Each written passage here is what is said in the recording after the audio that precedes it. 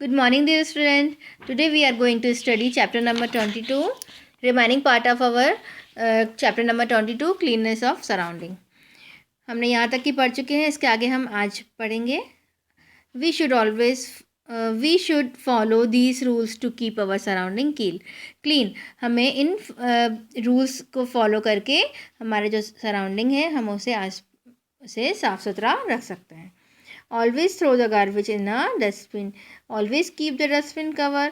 Then these dustbin should be emptied in closed garbage yard.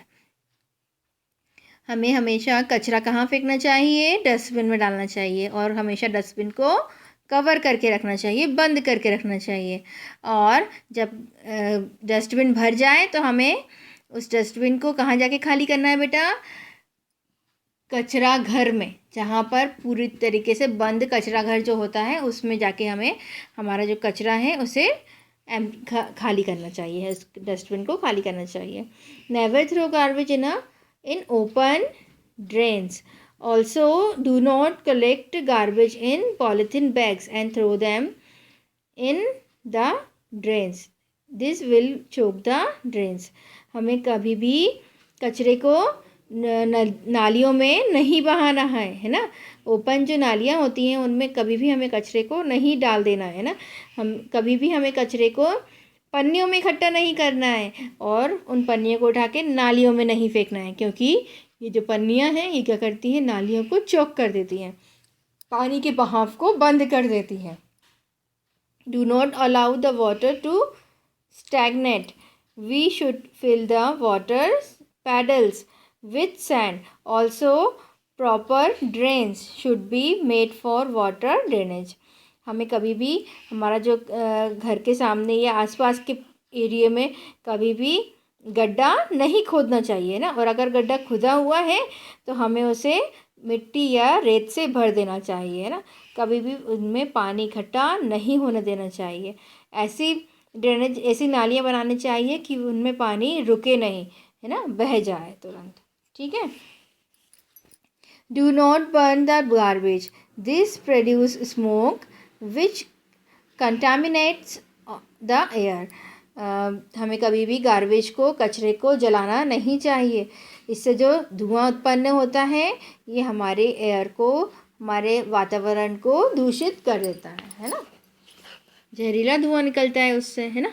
We should make a compost pit for disposing of the garbage. हमें एक compost pit बनाना चाहिए कचरे का निपटान करने के लिए.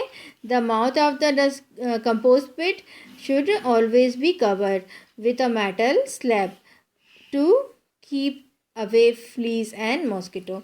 हमने जो एक कंपोस्ट पिट बनाना चाहिए. कंपोस्ट पिट मतलब एक गड्ढा खोद लेना चाहिए और उसका जो मुंह होता है, उसका जो जहाँ से हमें कचरा डालना है उस वहाँ पर एक मेटल का स्लैब लगा लेना चाहिए ताकि उसमें मक्खी और मच्छर ना बैठे और वो दूसरी बीमारियाँ हमें ना फैलाएं, है ना. आगे बढ़ते हैं हम लोग. Have a proper latrine system in cities. Most of the people have a flush system in their latrines. This keep the latrines free from fleas and dirty smell. जो शहर होते हैं उनमें लैट्रिन की सिस्टम्स होते हैं टॉयलेट्स में और उसमें फ्लश लगे होते हैं ताकि पानी से सारी साफ़ सफाई हो जाए और उनमें मक्खी और मच्छर और गंदी स्मेल्स ना बैठ होए घर में, है ना. In village people do not have proper toilet. गाँव में लोगों के पास प्रॉपर टॉयलेट्स नहीं है ना. They go to open field for urinating and defecating. They should cover the stool with mud to prevent the fleas from sitting on them. Nobody should be allowed to urinate or defecate near the water source. Germs from stool may pass into the water. In some village, people have pit latrines Urines and stools are safely disposed of in a pit latrine. गाँव है होते हैं, जिन गाँव में toilets नहीं होते हैं, तो लोग क्या करते हैं, ओपन फील्ड जो होती है, खुले मैदान होते हैं, उनमें जाके टॉयलेट्स जाते हैं वो लोग, यूरिन करने जाते हैं और स्टूल के लिए जाते हैं, और उनमें मिट्टी डाल देते हैं उसके ऊपर। और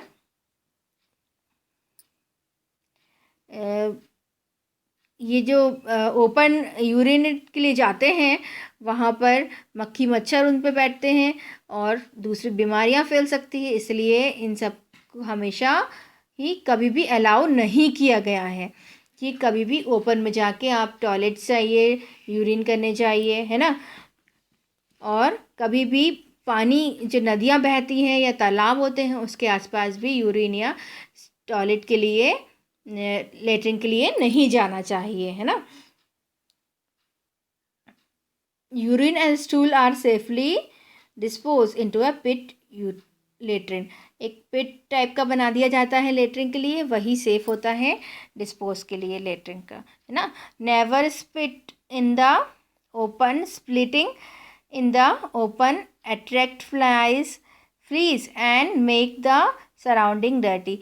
कभी भी खुली जगह में थूकना नहीं चाहिए, है ना, क्योंकि जो थूक होता है वो फ्लीज, मक्खी मच्छरों को अट्रैक्ट करता है और इससे हमारा जो सराउंडिंग है, हमारा जो आसपास का वातावरण है, वो क्या होता है, गंदा होता है ना। We should keep our surrounding clean.